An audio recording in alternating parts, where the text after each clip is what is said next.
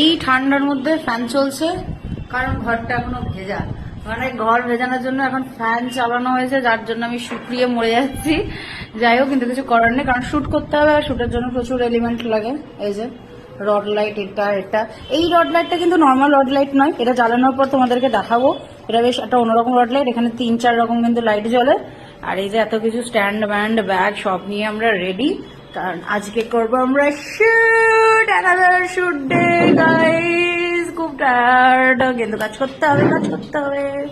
এই ঘরে সব থেকে সুন্দর জিনিস হচ্ছে এই যে এত বড় একটা জানলা, প্রচুর আলো আসে, আলো আলাদা করে না দিলেও চলবে, চারিদিকে আলো আলো আলো আর আলো, শুটটা ভালো হবে। আর এই যে আমি, বাহ, সবকটা লাইট চলে গেছে, ফ্যানটা অফ করে দাও, নাহলে আমি মরে যেতে পারি। চলো, আমাদের টেস্টিং চলছে যে কালার কম্বিনেশন কেমন হবে।